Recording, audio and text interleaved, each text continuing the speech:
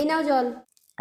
কি হলো, খেয়ে নিলে থুতুটা ফেললে না? মিষ্টি লাগে বলে আমি কোনোদিনই ফেলি না, প্রতিদিনই খেয়ে নিই। মিষ্টি কিনে খেতে পারো না গিফটে? এত টাকা দিয়ে টুথপেস্ট কিনে আবার মিষ্টি কিনে খাবো কেন? তুমিও ফেলবে না, খেয়ে নেবে, তাহলে এক কাজে দু কাজ হয়ে যাবে। আরে মারছো কেন? মশা। এরকম সবসময় এক কাজে দু কাজ করবে, তাহলে মশাও মরবে আর তোমার রাগটাও মিটবে। এই পুজো দেবো, যাও দোকান থেকে ধূপ কিনে আনো। যাচ্ছি। যাও, সবসময় এক কাজে দু কাজ। এই নাও আল্লাহ দি ধূপ এনেছি। কই দাও। নাও।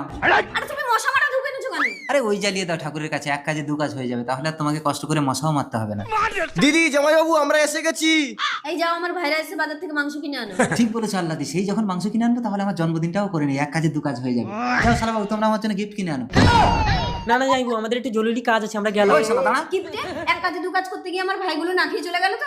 এই আমি বাপের বাড়ি চলে যাচ্ছি, তোমার সংসারে আমি কোনো কাজ করতে পারবো না। ঠিক আছে, তোমাকে কোনো কাজ করতে হবে না, আমি কাজের লোক খুঁজে আনছি। সবার করো।